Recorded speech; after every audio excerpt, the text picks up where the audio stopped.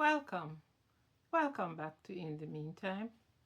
Today, I will share with you the class of drug that has damaged my neurological system, how I started taking it, and the horrors of trying to stop taking them.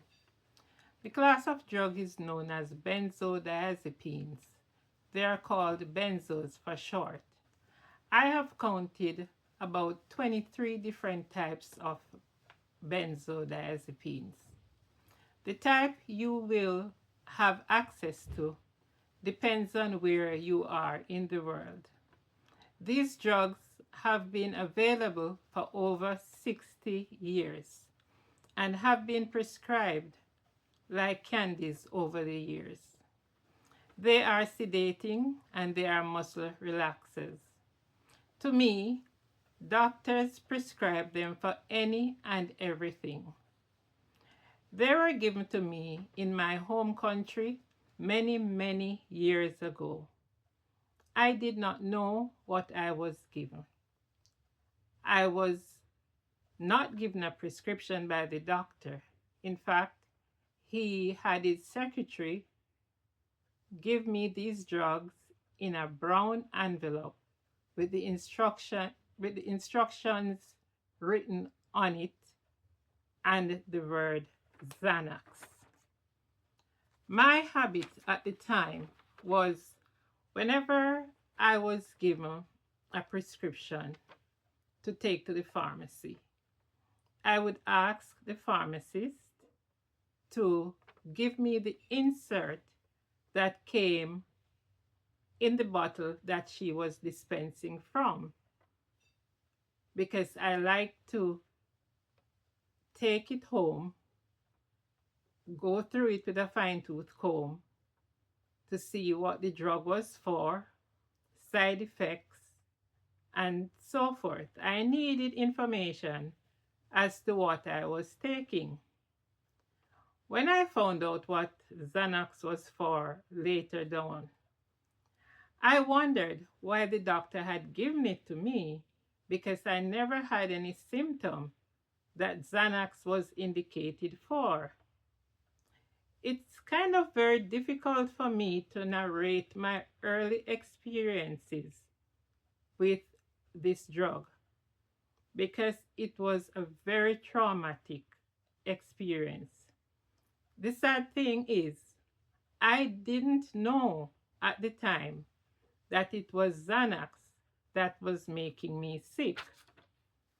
So I took Xanax for about 2 weeks, I think.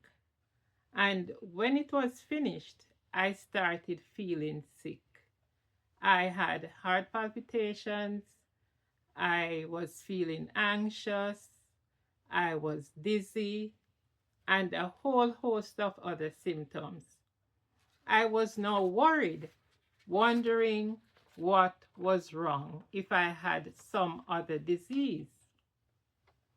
I did not want to stay by myself. I had a great fear in staying alone. At the time, I was living alone with my 4-year-old son. With all the symptoms, I was not able to take care of my son. I was not able to go to work as a teacher. Neither was I able to do housework or go to church to teach Sunday school and keep up with the many meetings of the different committees that I was on at the time.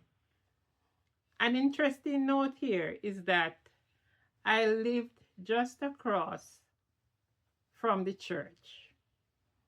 And during this time, none of the members came to look for me, not even the pastor. It was only a, an older gentleman that came to see me. The talk was that how could I be sick, having anxiety and so forth, and I am a Christian. Because I was afraid to stay by myself, I went to stay by a friend who was about 10 years my junior.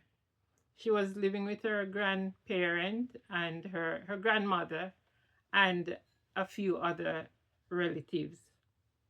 So they took care of me and they took care of my son. One night, as I was sleeping, she and I slept in the same bed. So one night, as I was sleeping, I jumped up suddenly. My heart was racing, I was trembling, I was hyperventilating, and I realized that I was having a panic attack. I knew it was a panic attack because I used to read, I had read about it. In fact, during those times or throughout my life, I read a lot of medical books, psychiatry books, and anything to do with science. I think I did so because I really wanted to become a doctor. But financially, I was not able to afford to accomplish that dream. Anyway, I had also read that when one was having a panic attack, if you breathe into a paper bag, it would help to ease the panic attack. So I quickly asked my friend for a bag, and luckily she had one at hand. And as I breathed into it, I could feel my heart rate going down, the trembling, easing, and so forth. So, in fact, it did help. That was the beginning of panic attacks for me. I think I went back to work about 2 weeks later, but the many symptoms did not go away. The most crippling one was panic attacks because I would be walking on the street, going to work or coming from work, and this sudden panic would grip me. It was so frightening. And I found a way to deal with it in that I would strike up a conversation with anybody that I see walking on the road beside me or in front of me, and it would kind of distract me from myself. And I used to wonder if they could see the panic and the fright on me, but I think I pulled it off because nobody ever really asked me what was wrong with me. It took me a while to learn how to manage, and at some point I decided that I needed to go see a specialist. However, I would still see the doctor that gave me the Xanax in the first place, and he continued giving them to me. And as a teacher, they were very, very expensive.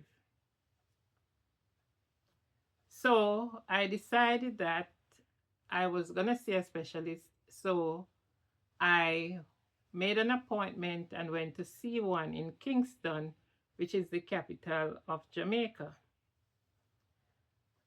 Based on my symptoms and what I told him, he diagnosed me with panic disorder. He gave me a booklet or a pamphlet on it, and in it, it kind of described what I was really feeling. And he told me the different type of drugs that they use to treat it. And he gave me a prescription for alprazolam. I was so shocked when I went to the pharmacy, and the pharmacist gave me what I knew as Xanax. So then I realized that there was a generic version for Xanax, and it was very way cheaper than buying the brand name.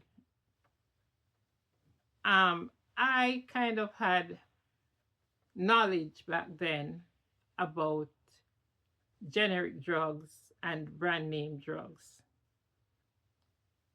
So it was at this time that I asked the pharmacist to give me the insert that came with the alprazolam.